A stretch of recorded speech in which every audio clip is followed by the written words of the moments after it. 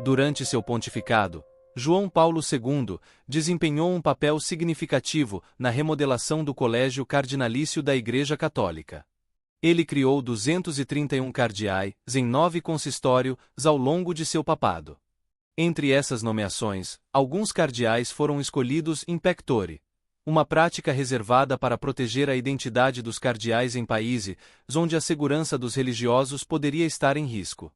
O primeiro cardeal nomeado sob essa prática foi Ignatius Kung Pin-mei, designado no consistório de 1979, cujo nome só foi revelado em 1991. Outros cardeais, como Marian Jaworski e Gnys Pus, foram nomeados dessa forma no consistório de 1998, e tiveram seus nomes divulgados no consistório subsequente, em 2001. No último consistório de João Paulo II, realizado em 2003, houve uma nova nomeação in pectore, mas o nome do cardeal jamais foi revelado, e ele nunca assumiu formalmente seu posto. Em termos de posições políticas e sociais, João Paulo II era conhecido por suas visões conservadoras, particularmente em questões de doutrina, reprodução e a ordenação de mulheres.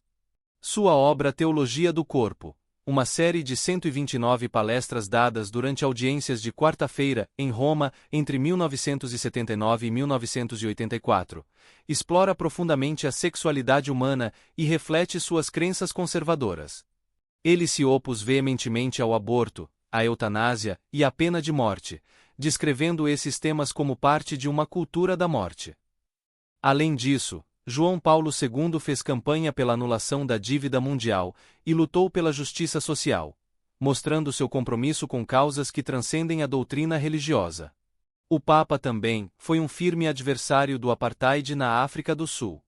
Em 1985, durante uma visita aos Países Baixos, ele usou a ocasião para condenar o apartheid em um discurso proferido no Tribunal Internacional de Justiça, afirmando que sistemas de segregação racial eram inaceitáveis. Em setembro de 1988, João Paulo II fez uma peregrinação a vários países sul-africanos, embora evitasse a África do Sul propriamente dita, demonstrando seu apoio e solidariedade com aqueles que lutavam contra a injustiça racial. Após sua morte, figuras como Nelson Mandela e o arcebispo Desmond Tutu reconheceram e elogiaram o Papa por sua firme defesa dos direitos humanos e sua condenação da injustiça econômica. A relação de João Paulo II com a juventude católica é especialmente notável. Conhecido como o Papa da Juventude, ele nutriu um carinho especial pelos jovens desde o início de seu ministério sacerdotal. Criou a Jornada Mundial da Juventude, em 1984, com o objetivo de unir jovens católicos de todo o mundo para celebrar e aprofundar sua fé. Em 8 de agosto de 1995, o Papa denunciou o uso de crianças como soldados em conflitos armados, destacando a terrível realidade de crianças seduzidas por promessas de comida e educação, apenas para enfrentar fome, maus-tratos e abusos. João Paulo II também condenou o uso de crianças para limpar campos minados, enfatizando sua preocupação com o bem-estar e a dignidade das crianças em situações de guerra. A visão de João Paulo II sobre esses temas não só moldou seu papado, mas também deixou um legado duradouro que continua a inspirar e desafiar a Igreja e o mundo em questões de justiça social, direitos humanos e a dignidade da vida humana. Em 22 de outubro de 1996, durante um discurso para a sessão plenária da Pontifícia Academia das Ciências no Vaticano, o Papa João Paulo II abordou a teoria da evolução com uma postura que refletia tanto a aceitação científica quanto as crenças teológicas da Igreja. Ele reconheceu que a teoria da evolução havia sido progressivamente aceita pelos pesquisadores, se destacou a importância da convergência dos resultados de estudos independentes como um argumento significativo a favor dessa teoria. No entanto, João Paulo II fez uma distinção crucial ao afirmar que, enquanto o corpo humano pode ter suas origens na vida material pré-existente, a alma espiritual é imediatamente criada por Deus. Essa visão marcou um equilíbrio entre a aceitação científica da evolução e a crença na criação divina da alma, alinhando-se com a encíclica Humani Generis de Pio XII, que também abordava a teoria de Darwin. Além de suas contribuições teológicas, João Paulo II estabeleceu o Pontifício Conselho para a Cultura em 1982, visando fomentar o diálogo entre a Igreja e as culturas contemporâneas. Esta instituição se destacou por organizar congressos internacionais que reuniam cientistas renomados, filósofos e teólogos para discutir questões culturais e científicas, refletindo o compromisso do Papa com o engajamento intelectual e a promoção do diálogo interdisciplinar. O Papa também teve uma postura firme em questões de direitos humanos e justiça social. Em 1994, durante o genocídio em Ruanda, João Paulo II foi o primeiro líder mundial a descrever o massacre de Tutsis por Hutus como genocídio. Ele apelou repetidamente por um cessar-fogo e condenou os massacres, pedindo perdão e reconciliação como caminhos para a paz. Sua terceira visita ao Quênia, em 1995, incluiu um apelo pelo fim da violência em Ruanda e Burundi, refletindo seu compromisso com a justiça e a paz. No cenário internacional, João Paulo II expressou uma forte oposição à invasão do Iraque em 2003, liderada pelos Estados Unidos. Enviou o cardeal Pio Laghi para dialogar com o presidente George W. Bush, manifestando sua crença de que os conflitos internacionais deveriam ser resolvidos por meio da diplomacia das Nações Unidas, e não por agressões unilaterais que considerava um crime contra a paz e uma violação do direito internacional. Em contraste com sua abertura ao diálogo cultural e científico, o Papa João Paulo II foi crítico da aproximação da Igreja com o marxismo e da teologia da libertação, especialmente nas regiões em desenvolvimento.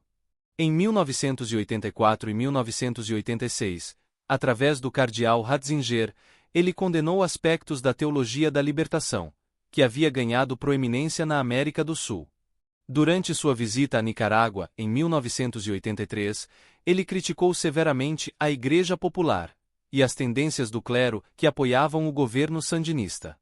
Um episódio marcante dessa visita foi seu confronto com Ernesto Cardenal, um padre e ministro sandinista, no qual João Paulo II repreendeu o cardenal, sublinhando a necessidade de obediência à Santa Sé. Sua oposição à teologia da libertação levou a conflitos com figuras proeminentes como o Frei Leonardo Boff, que acabou abandonando suas funções sacerdotais em resposta à pressão do Papa. Essas ações e posturas de João Paulo II mostram um pontífice profundamente engajado com questões globais, mantendo um delicado equilíbrio entre fé e ciência, política e espiritualidade, e entre a tradição e as necessidades contemporâneas da Igreja. Sua influência perdura como um exemplo de liderança corajosa e visionária, refletindo seu desejo de guiar a Igreja em um mundo em constante mudança. O Papa João Paulo II, ao longo de seu pontificado, expressou uma postura clara sobre questões controversas, incluindo a sexualidade e a identidade de gênero. Ele reafirmou os ensinamentos tradicionais da Igreja em relação aos transexuais, deixando claro que esses indivíduos não poderiam ocupar posições na Igreja. Embora sua abordagem fosse tradicional, especialmente em relação ao casamento entre pessoas do mesmo sexo, João Paulo II também afirmava a dignidade e os direitos das pessoas com inclinações homossexuais. Em seu último livro, Memória e Identidade, ele abordou as pressões sobre o Parlamento Europeu para permitir o casamento homossexual, refletindo seu compromisso com a doutrina da Igreja, enquanto ainda reconhecia a dignidade intrínseca de todos.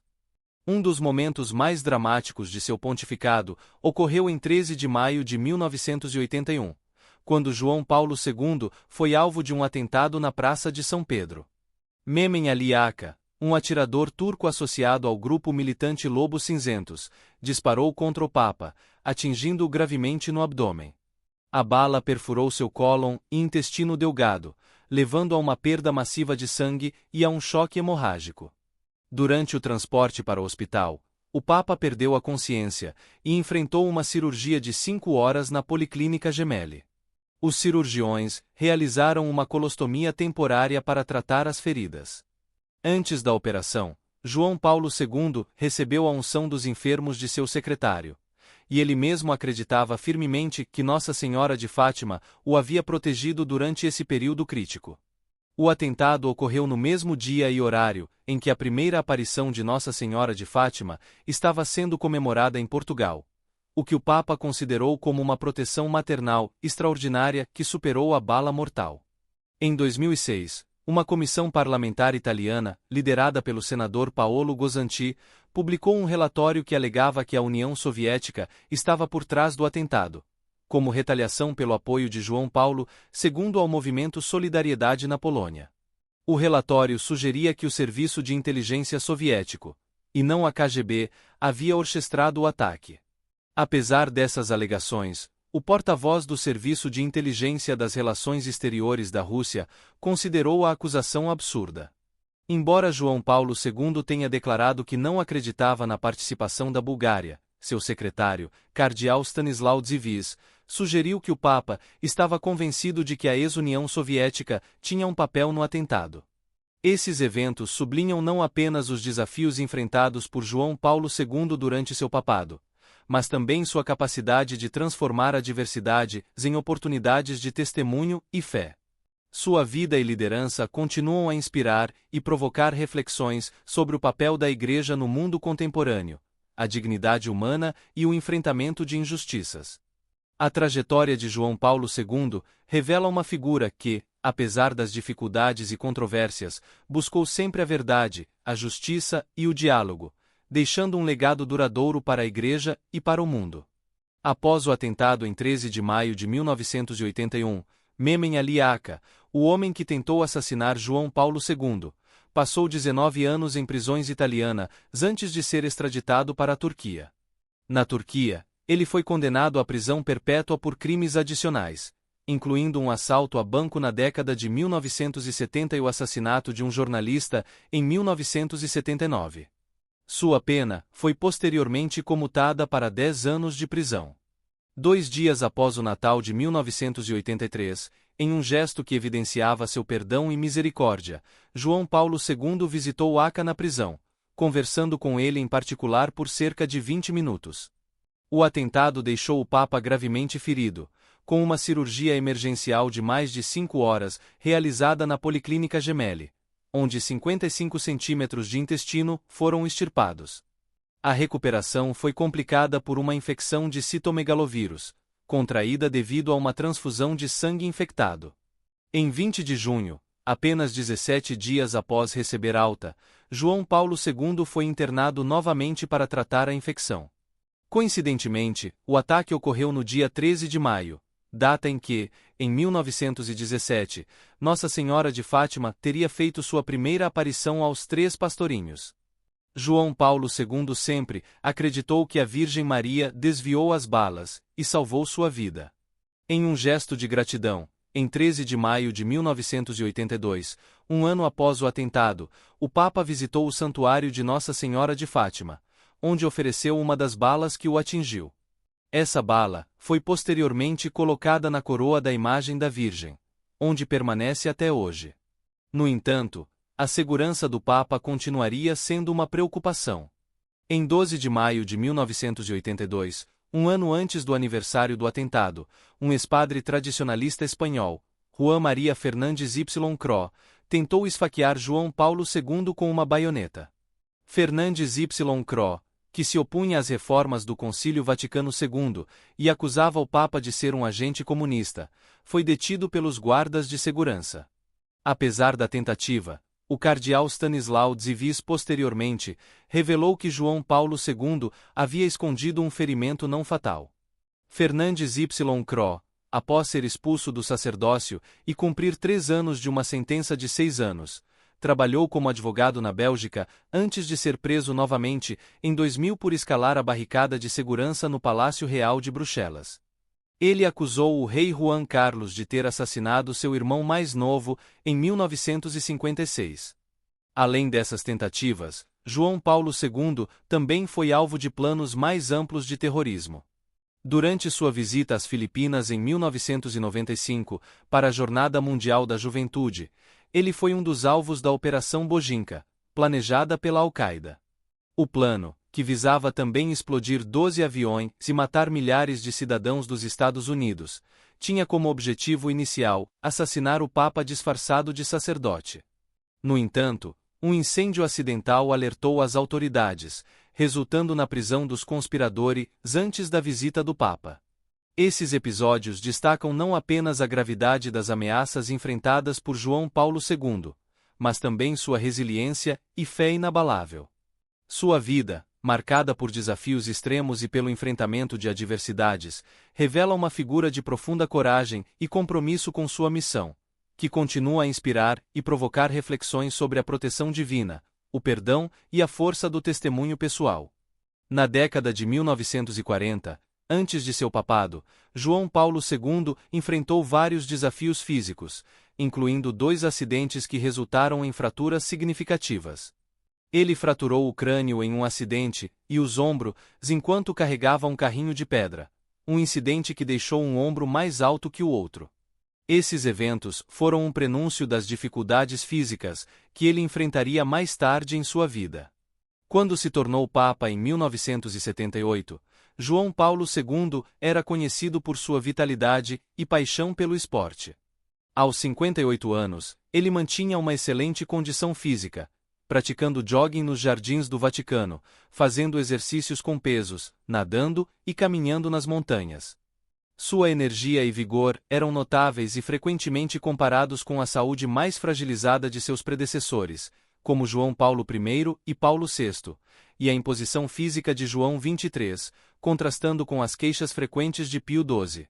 O único Papa moderno a ter uma aptidão física comparável foi Pio XI, conhecido por seu amor pelo alpinismo.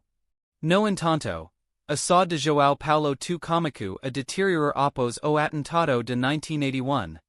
Embora ele tenha se recuperado totalmente da primeira tentativa de assassinato, sua saúde começou a mostrar sinais de fraqueza ao longo da década de 1980. Em 15 de julho de 1992, ele foi submetido a uma cirurgia para remover um tumor benigno e 15 centímetros do intestino. Em novembro de 1993, um acidente em que escorregou e caiu vários degraus resultou em uma fratura no ombro direito. 4 meses depois, uma queda na banheira fraturou seu fêmur, levando a uma substituição do quadril na Policlínica Gemelli. Esses eventos marcaram o início de um declínio visível em sua mobilidade e saúde. A partir desse ponto, o Papa passou a andar raramente em público e começou a apresentar dificuldades de fala e audição. Suspeitava-se que ele estivesse com Parkinson, uma condição que só foi confirmada pelo Vaticano em 2003, após anos de especulação. O Dr. Gianfranco Fineschi, ortopedista italiano, expressou preocupação crescente com a saúde do Papa, especialmente após o grande jubileu de 2000, quando a agenda de João Paulo II estava sobrecarregada de atividades. Fineschi comentou que as operações anteriores e o mal de Parkinson haviam causado muito sofrimento ao Papa, que continuava a realizar suas funções apesar das dificuldades.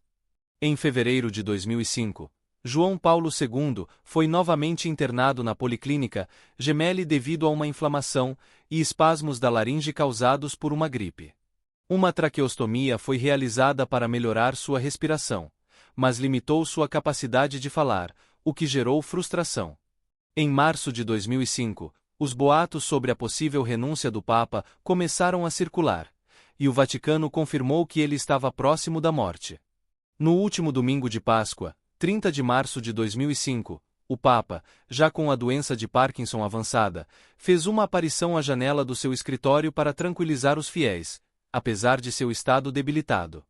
Ele ainda abençoou os presentes, mas pela primeira vez em seu pontificado, não conseguiu pronunciar a tradicional bênção Urbi et Orbi. No dia seguinte, 31 de março de 2005, João Paulo II entrou em choque séptico após uma infecção do trato urinário. Em vez de ser levado ao hospital, ele recebeu cuidados médicos em sua residência privada, um sinal claro de que seu estado era crítico. Mais tarde naquele dia, ele recebeu a unção dos enfermos de seu amigo e secretário, Stanislau Dziwisz. A saúde de João Paulo II, marcada por uma combinação de força pessoal e fragilidade física, reflete a complexidade e a profundidade de seu pontificado. Sua luta contra doenças e sua perseverança em manter sua missão até o fim servem como um poderoso testemunho de sua fé e determinação, que continuam a ressoar profundamente entre aqueles que acompanharam sua jornada. No sábado, 2 de abril de 2005, por volta das 15h30, no horário da Europa Central, João Paulo II fez suas últimas palavras em polaco, pedindo: Pozwól mi odejść do domu ojca, deixe-me partir para a casa do Pai. Após essas palavras, ele entrou em coma, e cerca de 4 horas depois, faleceu em seu apartamento privado, às 21h37. O Papa sucumbiu a um choque séptico e a um colapso cardiovascular irreversível, pouco antes de completar 85 anos. Naqueles momentos finais, ele estava sozinho, sem a presença física de sua família, mas seus pensamentos estavam imersos em memórias e reflexões profundas. Em seu testamento, escrito em 2000, João Paulo II expressou um retorno às suas origens, refletindo sobre sua vida desde a infância até o seu ministério. Ele recordou seus pais, seu irmão e a irmã que nunca conheceu, a paróquia de Wadowice onde foi batizado, e a cidade de Cracóvia, entre outros momentos significativos de sua vida. Seu testamento foi um testemunho comovente de gratidão e de uma vida vivida com propósito e devoção. Após sua morte, o testamento do Papa João Paulo II, publicado em 7 de abril, revelou seu desejo de ser enterrado na Polônia. No entanto, Dike sua decisão final sobre su local de descanso para o Colégio dos Cardeais. Em cumprimento ao pedido do pontífice para ser colocado em terra nua, ele foi sepultado sob a Basílica de São Pedro. O funeral, realizado em 8 de abril, foi um evento histórico, reunindo um número recorde de chefes de Estado e líderes de várias religiões, superando outros grandes funerais na história, como os de Winston Churchill e Josip Broz Tito. Entre 250.000 e 300.000 pessoas assistiram ao evento dentro dos muros do Vaticano, enquanto estimativas sugerem que mais de 4 milhões de pessoas participaram da peregrinação em Roma. O cardeal Ratzinger, futuro Papa Bento XVI, ao conduzir o funeral, refletiu sobre o equilíbrio da vida de João Paulo II, destacando que a palavra de Cristo segue-me. João capítulo 21 versículo 19, era a chave para compreender a mensagem de sua vida. Essa mensagem ressoou fortemente com os fiéis e com o mundo. Inspirados pelo clamor popular de Santo Súbito, Santo imediatamente. Durante o funeral, o Papa Bento XVI iniciou o processo de beatificação de João Paulo II, ignorando a restrição usual de 5 anos após a morte para iniciar tal processo. A decisão de iniciar a beatificação foi anunciada em 13 de maio de 2005, coincidindo com a festa de Nossa Senhora de Fátima e o 24º aniversário do atentado contra João Paulo II na Praça de São Pedro. Em 28 de maio de 2006, Bento XVI celebrou uma missa na Polônia para uma audiência estimada em 900.000 pessoas. Durante a homilia, ele encorajou orações pela canonização precoce de João Paulo II e expressou sua esperança de que a canonização acontecesse em um futuro próximo. Assim, a vida e o legado de João Paulo II continuam a inspirar e a ressoar profundamente entre os fiéis ao redor do mundo, refletindo uma vida dedicada ao serviço e à fé. O processo de beatificação de João Paulo II começou rapidamente, com o processo formal sendo aberto em 28 de junho de 2005, pouco após sua morte. A etapa crucial desse processo ocorreu em 19 de dezembro de 2009, quando o Papa Bento XVI proclamou João Paulo II venerável, reconhecendo suas virtudes heroicas. Esse foi um passo significativo na jornada rumo à beatificação, que requer a comprovação de um milagre atribuído à intercessão do Papa polaco. Entre os relatos de milagres associados à intercessão de João Paulo II, destacou-se o caso de irmã Marie-Simon Pierre, uma freira francesa, que, após a oração de sua comunidade pela intercessão do Papa, experimentou uma cura completa e duradoura de Parkinson. Em maio de 2008, irmã Marie-Simon Pierre voltou a trabalhar normalmente em um hospital maternidade, um sinal impressionante de recuperação. Outro evento significativo ocorreu no 4º aniversário da morte de João Paulo II, em 2 de abril de 2009. O cardeal Stanisław Dziwisz, secretário pessoal do Papa, revelou um suposto milagre que teria acontecido no túmulo de João Paulo II na Basílica de São Pedro. Um garoto polonês de 9 anos, que sofria de câncer de rim e não conseguia andar, teria feito uma visita ao túmulo. Ao sair da basílica, ele declarou: "Eu quero andar", e surpreendentemente, começou a andar normalmente. Em 16 de novembro de 2009, a Congregação para as Causas dos Santos, após revisar minuciosamente os casos e os milagres associados, declarou unanimemente que João Paulo II havia vivido uma vida de virtude. No dia 19 de dezembro de 2009, o Papa Bento XVI assinou o primeiro de 2 decretos necessários para a beatificação, formalizando o reconhecimento das virtudes heroicas do Papa. A segunda fase do processo envolveu a confirmação da autenticidade de um milagre.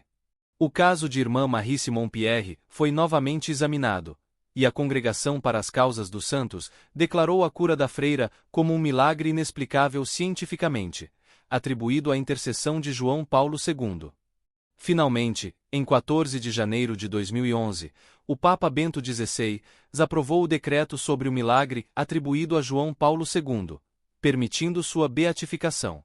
Esta cerimônia de beatificação ocorreu em 1º de maio de 2011, no Domingo da Divina Misericórdia, uma data significativa para a Igreja. A beatificação de João Paulo II foi a mais rápida dos últimos 700 anos, com seu processo de canonização superando o feito de Santo Antônio de Lisboa, que foi canonizado em apenas 11 meses após sua morte. A celebração do dia de João Paulo II foi marcada para 22 de outubro, data do aniversário de sua eleição ao papado, perpetuando sua memória e legado na história da Igreja Católica. A cerimônia de beatificação de João Paulo II, realizada em 1º de maio de 2011, foi um evento de proporções épicas, com mais de 1 milhão de pessoas reunidas na Praça de São Pedro. Vindos de todos os cantos do mundo, os fiéis celebraram com aplausos e cânticos religiosos, criando um ambiente de profunda reverência e emoção. O Papa Bento XVI, usando paramentos que pertenceram a seu antecessor, presidiu a cerimônia, acompanhado por cardeais e antigos secretários pessoais de João Paulo II, como Stanislau Dziwisz e Mieczysław Morsicki. Durante a cerimônia, Bento XVI recebeu uma relíquia contendo o sangue de João Paulo II, que lhe foi entregue por Marie Simon Pierre Norman, a freira cuja cura do Parkinson foi um fator decisivo para a beatificação. A cerimônia de beatificação também foi um reflexo da enorme veneração popular que envolvia o Papa Wojtyła, que, segundo Bento XVI, foi um dos motivos para a aceleração do processo. A jornada para a canonização de João Paulo II continuou com um segundo milagre, necessário para a santificação. Em abril de 2013, a Congregação para as Causas do Santo aprovou a cura de uma mulher, Floribete Mora, que havia sofrido de um aneurisma cerebral. Em maio de 2011, na noite da beatificação, Floribete, após ver uma notícia sobre João Paulo II e ouvir uma voz dizendo "Levanta-te, não tenhas medo", alegou ter sido miraculosamente curada. Esse milagre foi examinado e aprovado pela Comissão de Cardeais e Bispos da Congregação, culminando na canonização de João Paulo II em 27 de abril de 2014. A cerimônia coincidiu com a Festa da Divina Misericórdia, uma celebração estabelecida por João Paulo II, e também incluiu a canonização de João XXIII. Foi uma cerimônia conjunta presidida pelo Papa Francisco e concelebrada pelo Papa Emérito Bento XVI. Desde a morte de João Paulo II, o título de João Paulo II o Grande começou a ser associado a ele, refletindo o impacto profundo e duradouro de seu papado. Este reconhecimento não veio apenas de leigos e clérigos ao redor do mundo, mas também de figuras proeminentes como Stephen V. Eck da NBC, que destacou a magnitude e o impacto de seu papado. O Papa Bento XVI e o cardeal Ângelo Sodano também se referiram a João Paulo II como o Grande, confirmando a reverência e o respeito que seu legado inspirou. João Paulo II, assim, se junta a um seleto grupo de papas historicamente reconhecidos como grandes, uma distinção que destaca a profundidade e a abrangência de seu impacto na Igreja e no mundo. Desde o funeral de João Paulo II, o Papa Bento XVI continuou a se referir a ele como o Grande, um título que se tornou uma parte significativa da memória e do legado de Wojtyła. Durante a 20ª Jornada Mundial da Juventude na Alemanha, em 2005, Bento XVI, falando em polonês, a língua materna de seu predecessor, lembrou os fiéis de João Paulo II ao dizer, como o grande Papa João Paulo II diria, deixem a chama da fé viva em suas vidas e em seu povo. Essa referência não foi apenas uma homenagem, mas também um chamado para que a influência de João Paulo II continuasse a inspirar e guiar os cristãos ao redor do mundo. Em sua visita à Polônia em maio de 2006, Bento XVI repetidamente fez referência ao pontífice que chamava de Grande João Paulo, e meu grande predecessor, sublinhando o impacto duradouro e a reverência que seu antecessor ainda inspirava. Essa admiração por João Paulo II também se refletiu em diversas homenagens ao redor do mundo. A Península Ioannis Paulus II na Antártica e o Aeroporto Internacional São João Paulo II de Cracóvia-Balice na Polônia são apenas alguns exemplos de como o legado de João Paulo II foi celebrado e preservado. Em Ponta Delgada, Açores, o Aeroporto João Paulo II foi nomeado em honra à sua visita em 1991. E em Curitiba, o Bosque Papa João Paulo II é uma homenagem à imigração polonesa no Brasil. Além disso, a Universidade Católica de Lublin foi renomeada para a Universidade Católica João Paulo II de Lublin, reforçando a marca indelével que ele deixou na educação e na espiritualidade. No entanto, o pontificado de João Paulo II também não esteve livre de controvérsias e críticas. Em 1988, durante um discurso ao Parlamento Europeu, o então líder do Partido Unionista Democrático, Ian Paisley, interrompeu o Papa, chamando-o de anticristo, e exibindo uma bandeira com a mesma acusação. Paisley foi expulso da Câmara. Mas o incidente destacou a polarização que o Papa enfrentou durante seu pontificado. Além disso, João Paulo II foi criticado por suas visões conservadoras sobre temas como sexualidade, eutanásia e o papel das mulheres na sociedade. A revista Time observou que seu comportamento durante a agonia parecia contradizer suas pregações sobre o prolongamento artificial da vida. Suas posições sobre a homossexualidade, o uso de preservativos e a contracepção, além de sua condenação da ordenação de mulheres e da teologia da libertação, geraram resistência e oposição, especialmente entre ativistas e teólogos dissidentes. As críticas também se estenderam às suas frequentes viagens, que alguns consideraram como uma sobrecarga para a administração da Igreja e um fator de alta despesa. Além disso, surgiram acusações de que João Paulo II teria acobertado escândalos financeiros envolvendo o Banco do Vaticano e o Banco Ambrosiano, além de proteger o arcebispo Paul Marcinkus, envolvido em controvérsias financeiras e teórico da conspiração em torno da morte do Papa João Paulo I. Em resposta a esses escândalos, novas normas de transparência foram implementadas, incluindo o fim das contas numeradas e uma supervisão mais rigorosa das operações financeiras. Apesar dessas críticas, o legado de João Paulo II permanece significativo e multifacetado. Sua vida e papado foram marcados por uma profunda devoção, uma visão global de fé e um impacto duradouro na Igreja e no mundo. A canonização de João Paulo II, que culminou em sua proclamação como santo em 27 de abril de 2014, no Dia da Divina Misericórdia, estabeleceu um marco importante, refletindo a continuidade de sua influência e a admiração que ainda perdura. A questão do abuso sexual de menores por membros da Igreja Católica representa uma das crises mais dolorosas e desafiadoras enfrentadas pela instituição. Durante seu papado, de 1978 até abril de 2002, João Paulo II manteve uma postura cautelosa em relação aos escândalos de abuso sexual que envolviam sacerdotes e membros das ordens católicas. Na época, a resposta pública do Papa à epidemia global de abusos foi bastante contida, com referências esparsas e generalizadas. Em março de 2002, ele mencionou a sombra sombria de suspeita, que havia recaído sobre os sacerdotes devido às ações de alguns irmãos, que traíram a graça da ordenação, e sucumbiram às formas mais deploráveis do mistério do mal que opera no mundo. Essa declaração, embora reconheça a gravidade da situação, foi vista por muitos como uma tentativa de minimizar a crise. Especialistas sugerem que João Paulo II tinha conhecimento dos abusos que ocorria dentro da Igreja, mas que esses fatos foram sistematicamente acobertados pelo Vaticano. Defensores do Papa argumentam que, embora os auxiliares de João Paulo II pudessem ter conhecimento dos casos de abuso, as informações não eram levadas diretamente ao pontífice. Acredita-se que ele poderia ter visto as acusações como parte de um complô contra a Igreja, semelhante às campanhas hostis que enfrentou na Polônia durante a Guerra Fria. Em abril de 2002, mesmo debilitado pela doença de Parkinson, João Paulo II convocou todos os cardeais norte-americanos ao Vaticano para discutir o problema dos abusos sexuais na Igreja Católica, especialmente nos Estados Unidos. Ele pediu que as acusações fossem investigadas diligentemente e sugeriu maior transparência e abertura por parte dos bispos americanos.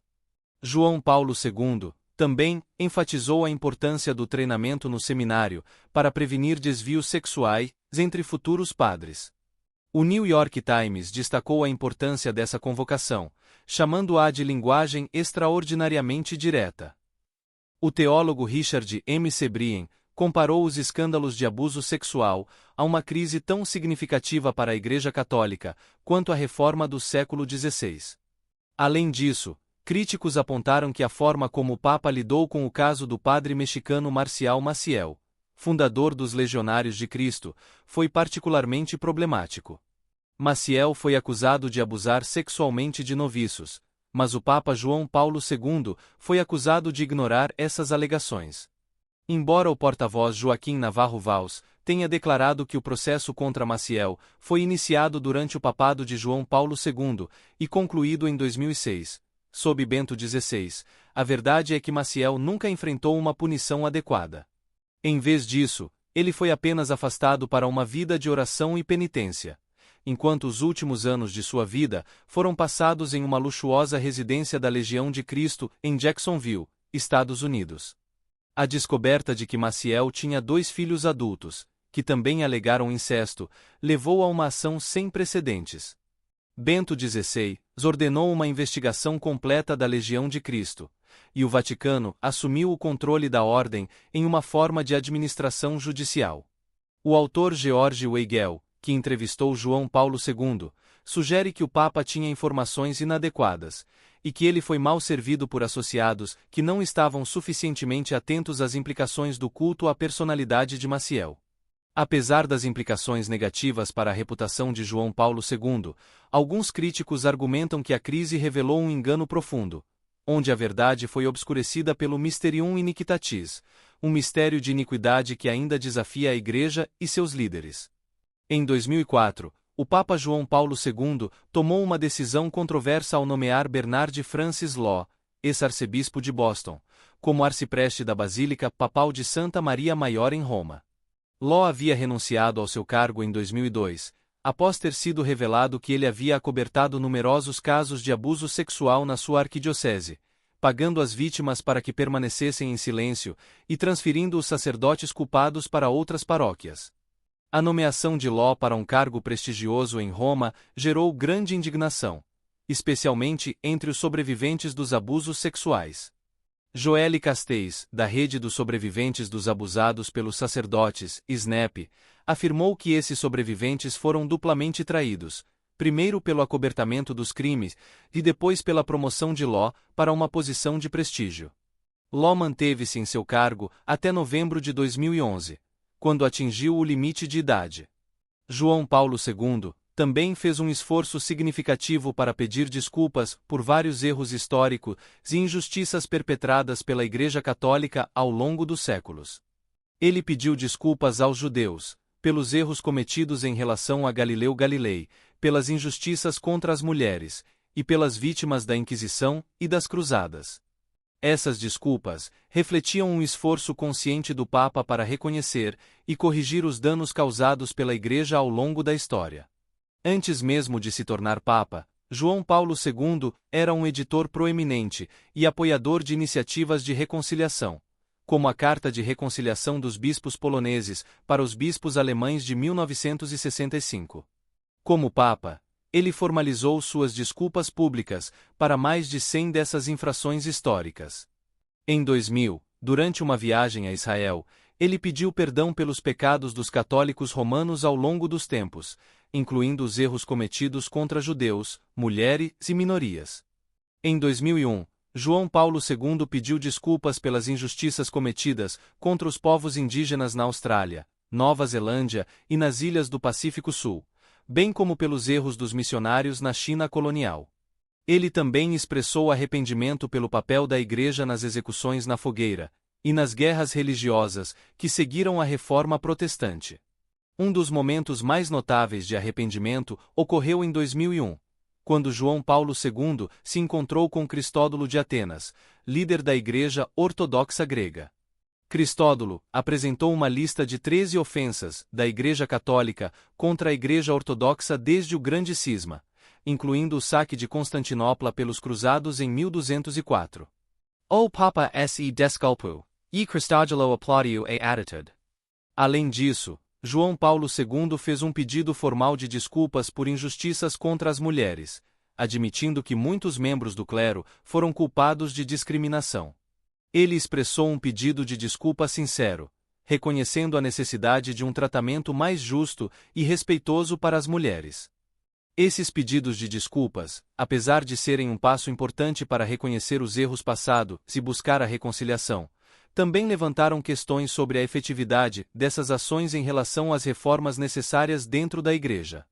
A reflexão sobre esses pedidos de desculpas nos leva a considerar como as instituições podem enfrentar e corrigir os danos que causaram, e qual é o papel da verdade e da responsabilidade na busca pela justiça e pela cura.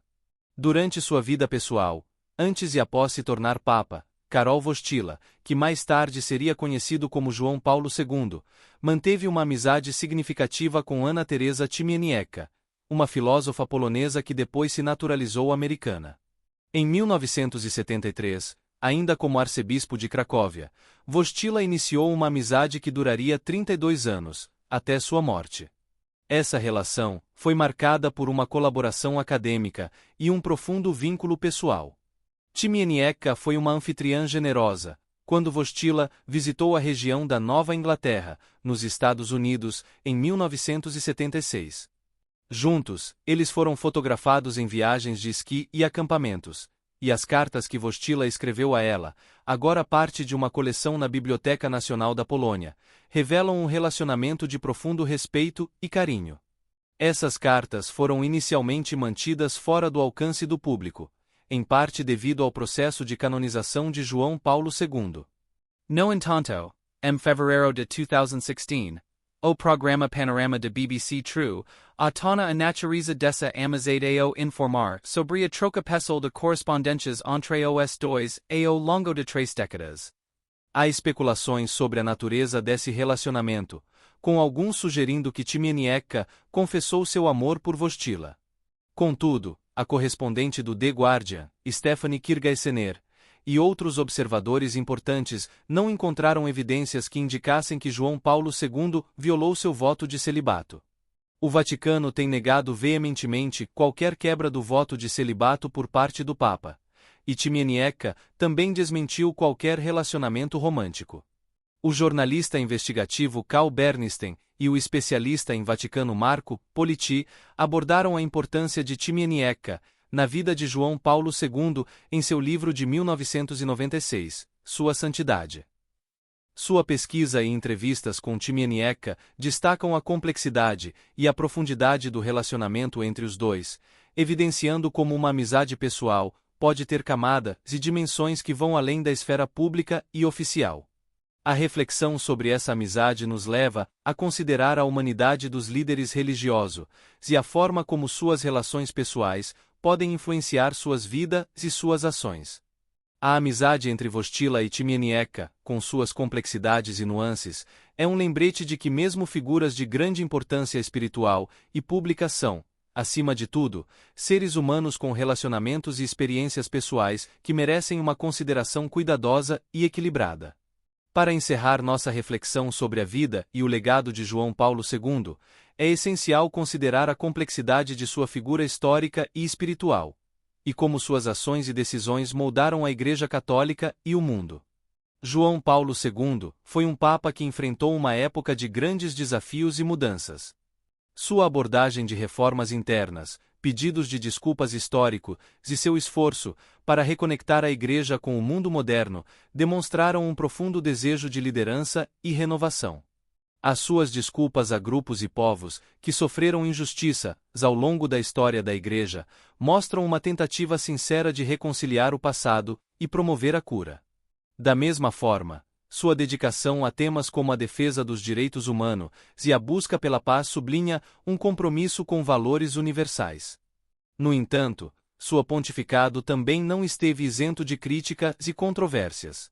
O manejo dos escândalos de abuso sexual, a promoção de figuras controversas e as críticas a algumas de suas posições conservadoras revelam as tensões e dilemas enfrentados por um líder global. Essas questões nos lembram que até mesmo figuras de grande importância são moldadas por limitações e desafios. A forma como João Paulo II lidou com esses problemas, em especial sua relação com Bernard Law e o caso de Marcial Maciel, oferece uma visão crítica sobre a gestão dos escândalos e o impacto dessas decisões sobre vítima e a reputação da Igreja. Além disso, a amizade pessoal com Ana Teresa Timieniecka e as especulações sobre sua natureza mostram que a vida de uma figura pública é frequentemente mais complexa do que parece. A interseção entre vida pessoal e responsabilidades públicas pode oferecer insights valiosos sobre a humanidade e os dilemas enfrentados pelos líderes espirituais. Ao refletirmos sobre João Paulo II, é crucial reconhecer a profundidade de seu impacto histórico, tanto em suas conquistas quanto em suas falhas. Ele foi um homem que buscou transformar o mundo de acordo com suas crenças e convicções, enfrentando desafios com coragem e, por vezes, com limitações humanas. A análise de sua vida e legado nos convida a entender a complexidade da liderança e a importância da honestidade e da busca contínua pela justiça e pelo bem. Que possamos levar essas lições adiante, sempre buscando aprender com o passado e construir um futuro mais esclarecido e compassivo.